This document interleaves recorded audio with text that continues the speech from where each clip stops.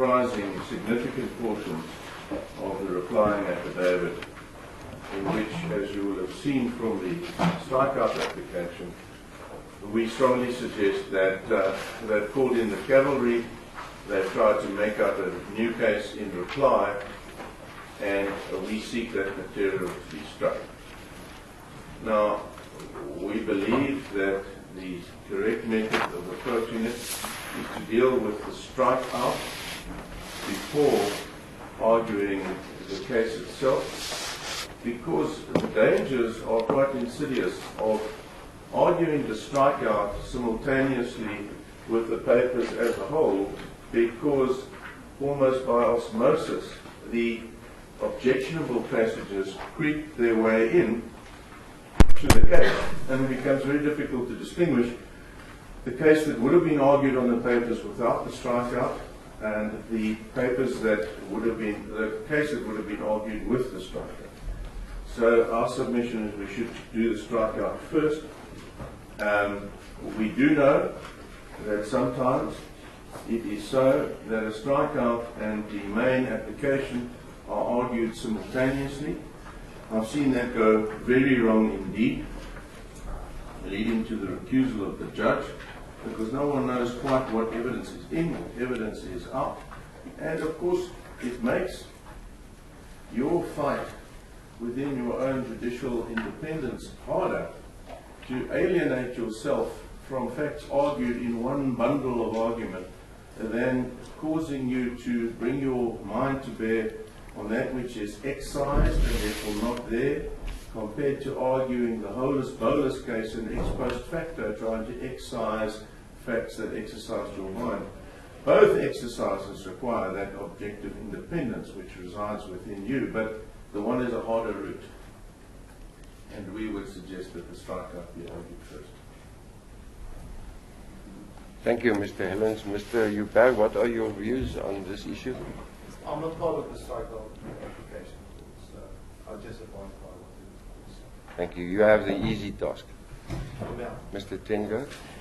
We submit with respect that the practical way of handling it is for both sides to argue the strikeout and the main case in one. There's no way in which your lordship can be expected, after an argument on a strikeout, to give a ruling this morning. So at the end of the day, we're going to have to argue the merits without a ruling anyway. And there's another factor, and that's this.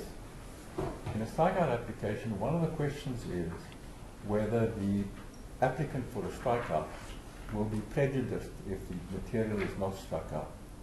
That assessment is far better made once your lordship has heard the merits of the case, because you can then assess prejudice or not. Speaking for myself, I don't think we rely at all on the portions of the record that my learned friend wants struck out. But it will only be at the end of my submissions on the merits that you will appreciate how we do not rely on any of those passages. But if you don't rely on those passages, Mr. Tengo, is there any sense in delaying the matter by making a ruling in that respect if they want it struck out? No, with respect, I'm not suggesting that a court may not regard it as relevant, and we submit that it is proper, it is not new, and it has properly been pleaded. But what we do submit is that there is absolutely no prejudice, because our reliance on it, I can't guarantee you now that there is no reliance, but is incidental and peripheral. It is absolutely peripheral to the debate this morning. But you're only in a position to assess that once you've heard the debate on the merits. And my learned friend's only suggestion is that you might be insidiously affected by paragraphs struck out.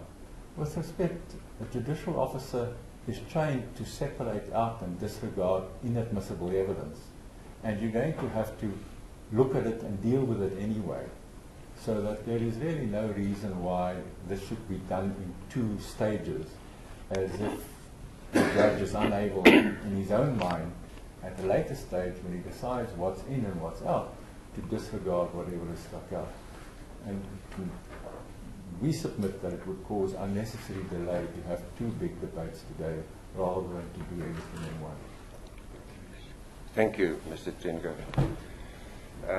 I've listened to counsel on both sides on the question of whether the application to strike out should be heard first and then only thereafter the merits of the matter.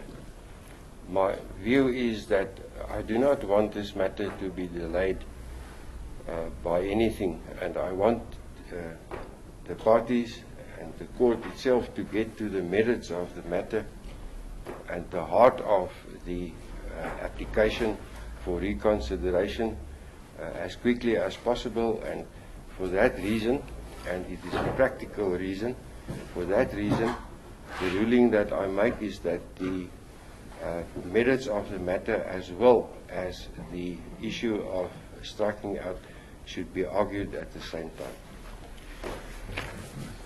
As a court, Mr. Helens, you may proceed in the circumstances. thank you. Well then, my Lord, what I will do is I will do exactly that. And whenever I move to add passages that we say should be struck out, I will deal with them in the flow of the argument. Thank you, Mr. Helens. Thank you. Lord, let me start out not directly with reference to my heads, but just sketch the main themes of, or some of the main themes of the argument. Mr. Helens, can I just ask you something? I have in my possession the heads of argument that you have filed already, and They were short heads. a minute ago you handed me another set of heads of argument. Yeah, there were short heads filed, which was a brief summation of the arguments Yes. that you would have had from last week. Yes, yes. What I've handed up to you now is a further version of longer heads, which we've had to create because of the replying affidavit and the new matter. I understand. Thank you. You will appreciate, of course, that I haven't really had the time to To read the new heads. No, we barely had the time to draw them up.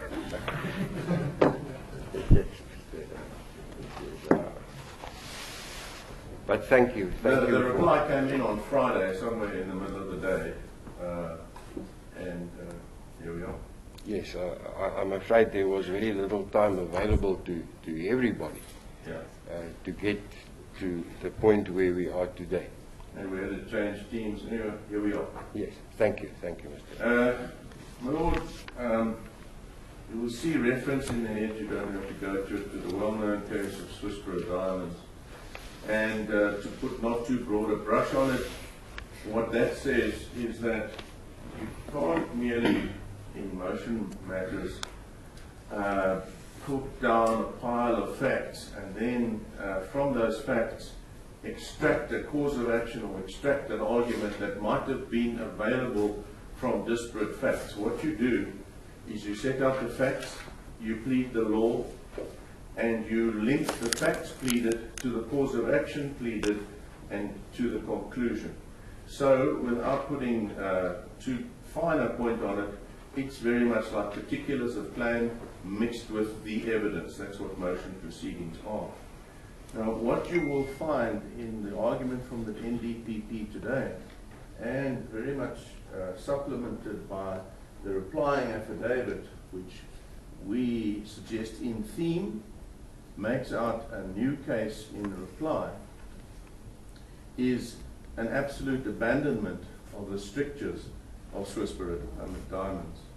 You simply cannot say, because I said this and because I said that, I'll now make up a new cause of action or a new argument, not so much cause of action, which I can now rely on and which I've threaded together in reply.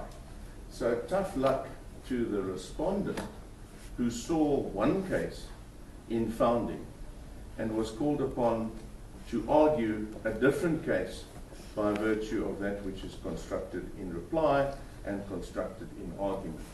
And we would say you have to hold the NDPP to the rigors of Swiss-Pro Diamonds. That's a first overarching principle that I would like to impress upon the court. Secondly, it is it is astonishing that the NDPP still would seek to find some significance in the so-called pool account. And if I could spend just a little time explaining this whole concept of the pool account before I get into the deep detail of it. And it's absolutely fundamental to a number of the so-called payments or transactions, and to the many inferences drawn from those payments, which try eventually to weave a web of suspicion of money laundering and parties who are caught in miss with each other. Let me deal with the question of the pool account. As His Lordship Mr. Justice Jordan did in the preservation application. Now that report, that judgment is annexed to the papers. And without quoting from it, and without suggesting that this is a preservation application, and knowing the difference, by the way, between a restraint application and a preservation application, let me sketch what his findings are and what the reality is. Bank of Baroda is a foreign bank and is not a clearing bank. So, unlike a bank like First National Bank or Standard Bank, or one of the major four banks, it doesn't have a clearing account. So when you pay, for example, Standard Bank 1,000 Rand, it doesn't go anywhere except to Standard Bank. Standard Bank can use that money for whatever purpose they choose. Pay salaries with it, lend it to someone to buy a motor. And there's a great deal of overlapping, as your Lordship would have noted, between the arguments on ex parte agency and on making out a case against the 6th and 7th applicants, which is West Dawn and Annex. And obviously we make common cause with the argument on behalf of the first to fifth applicants in that regard on all the legal issues referred to. It is completely set out more particularity set out in our heads of argument. Yeah. My Lord, but it is common cause also in plain that before we can address your Lordship, we first need an order or consent to be joined to this application, because both West Dawn and Annex. We don't oppose their application to intervene and to participate. Yes, I don't think there's any issue about that. You may proceed on the basis that. We've made it out in paragraph 26 of our heads of arguments, read with obviously the order itself, my Lord, because it is plain that they were neither cited as respondents in the ex parte application, nor are they accused in the criminal pending criminal trial, and therefore they stand on a somewhat different footing as all the others. My Lord, that having been said and done, it appears that the high water mark against the 6th and 7th applicants are set out in the main application, that they are entities which falls in the category of affected, that they received affected gifts. And furthermore, it is only based on 3 transactions. In the founding papers, it is alleged that, and one can find that in Annex SJS 19 on page 1191, that the first transaction that involves Annex, that's the 7th applicant, is dated 19 April 2013, and they claim that an amount of 1.5 million Rand was paid to Annex Distribution. My Lord, to make the comparison and to set out the case, or rather to explain the case, I wish to rely on the following, and we need to make a comparison, I would ask your Lordship to keep that in mind. First of all, there is Annexure EN8 on pages 1321 to 1325. That obviously is the Baroda account, or the Estina account held at the Bank of Baroda. Secondly, your Lordship will be referred to Annexure SJS 19 to Skalkbeck's affidavit, which is to be found on pages 1191 up until page 1201, which deals with the flow of the money, alleged, well, being claimed that that's the reason why these two entities for whom we appear fall in the category of an effective gift. And then obviously there's also the affidavit, which we also make common cause, that is the Bank of Baroda affidavit, Annexure RR9, pages 1811 to pages 1813. And having these three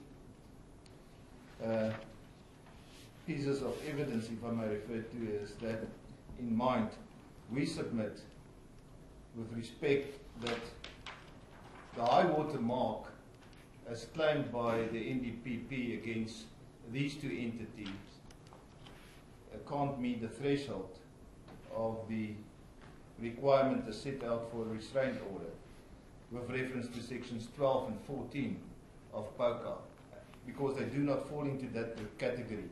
We submit that for the following reasons, my Lord. First of all, in the reconsideration order,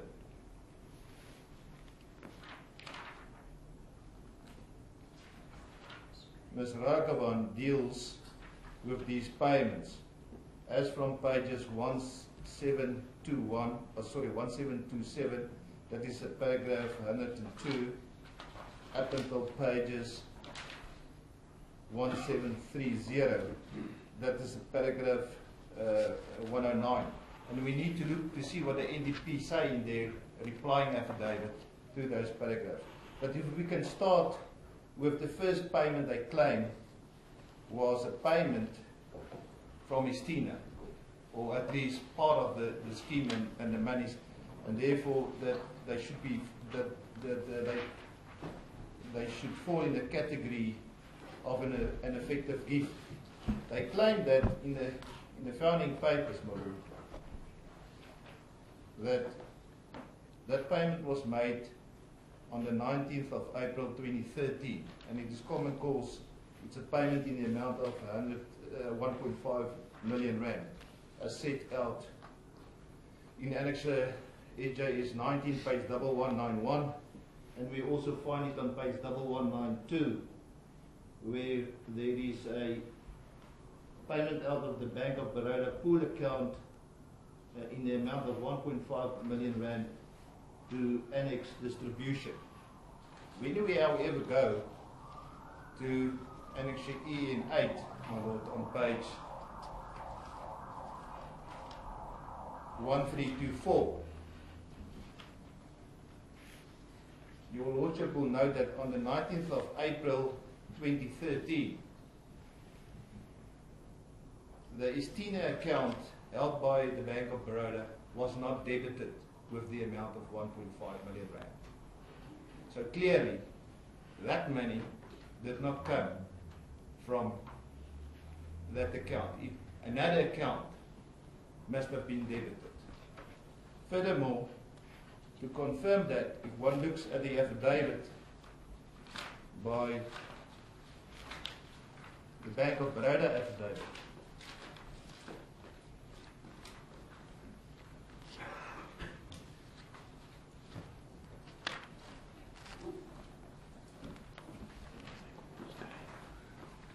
just keep you that.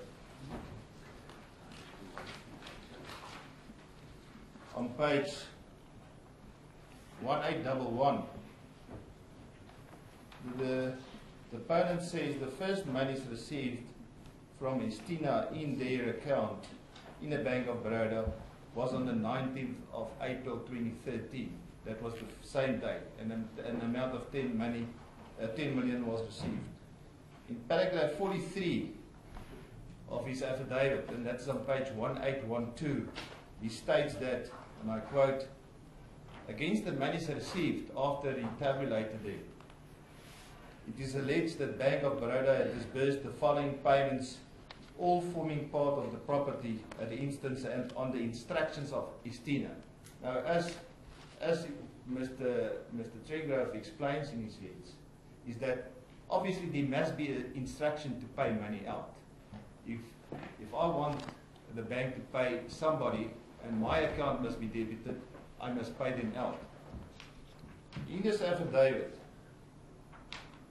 Bank of Baroda states that the first time they got an instruction to pay money out from Istina was on the 22nd of April 2013. So clearly that is 3 days after. They already paid the 1.5 to Annex.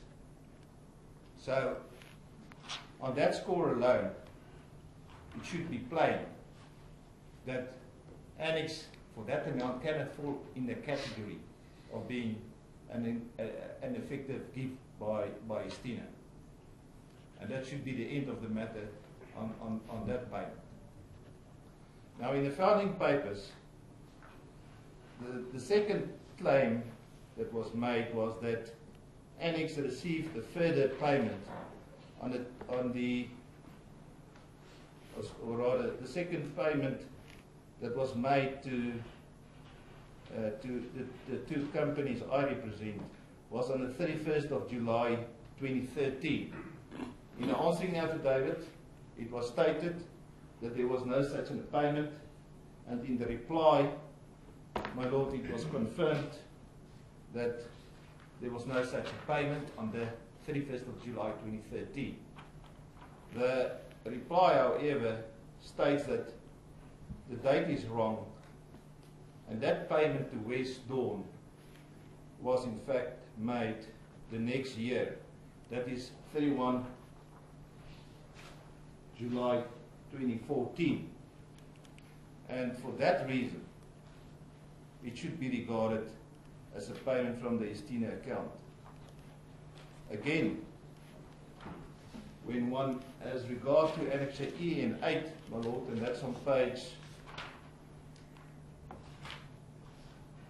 1323, and when one looks at the entries for the 31st of July 2014, there is no debit in the records of the book of the Bank of Baroda against the Istina account for the amount of 6 million rand paid to West Dawn.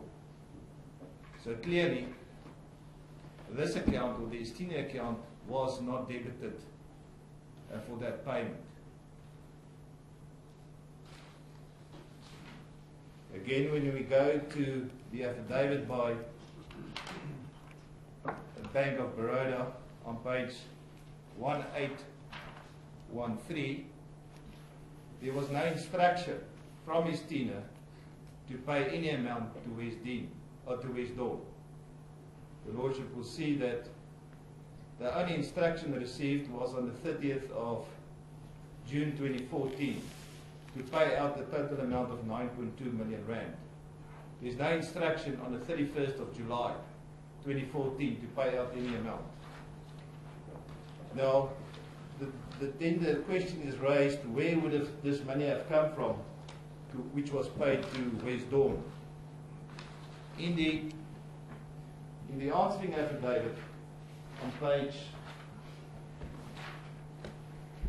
Yes, Mr. Tringo, at last it is your turn now.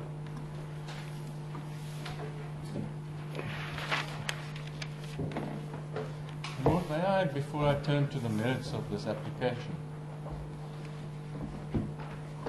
deal with a serious matter.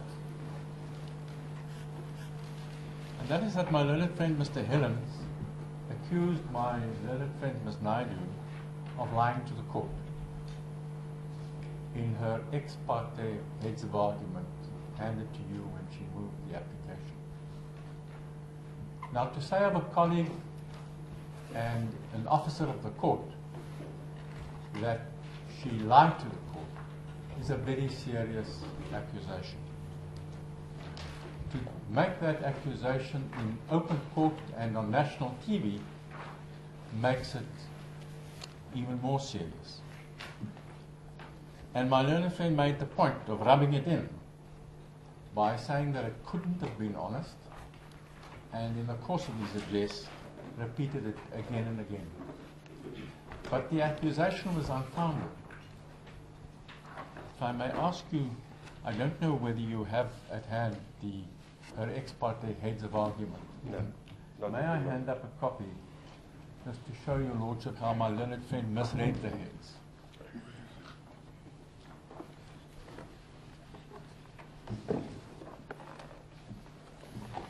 If your lordship would go to page 3.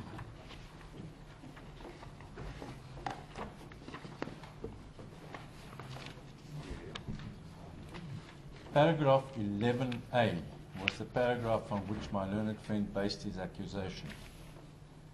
And that says, respondents has been convicted of the offences in respect of which they have been charged. And he said that was a lie. But he read it out of context.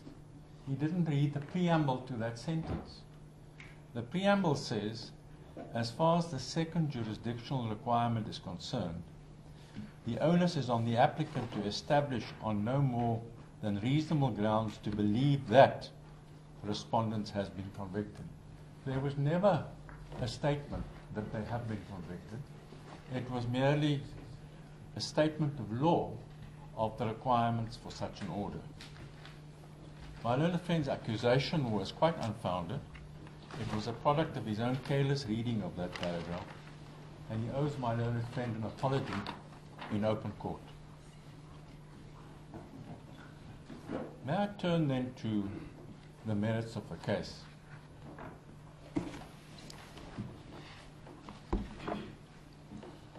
I'm going to follow the sequence of our heads of argument. Can I just hand this back to you, Mr. Tenga, Thank you, before it gets lost? Thank you, Lord.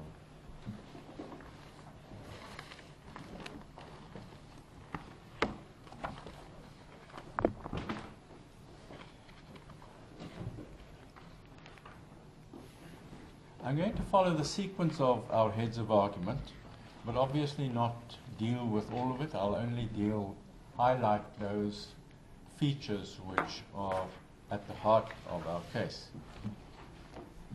But we start on page 3 with a proposition in paragraph 2 which still holds good. And that is that it is a striking feature of this case that the respondents do not tell us what they say the truth is. Their entire case from beginning to end is one of taking pot shots at the NDPP's case. And what makes it even more remarkable is to bear in mind that the NDPP is an outsider to the events which are the subject matter of this case. And he has, to the best of his ability, gathered the evidence, put up the evidence of which the respondents stand accused, and the respondents, with intimate personal knowledge of all of those facts, have chosen not to put up a version. Now, they are, of course, entitled to remain silent, but they are not entitled then to demand in a civil case to contend that their protestations ought to be taken seriously, because they have not put up a case. They have not told us what they say the truth is. They merely take pot shots at the NDPP's case. And your lordship will therefore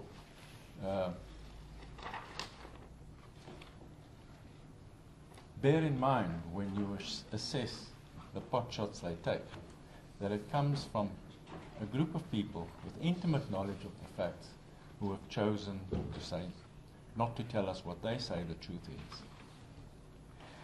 We deal first with the law on criminal confiscation orders and then with the law on restraint orders, simply as a backdrop to this application to emphasize a few of the features of a case of this kind.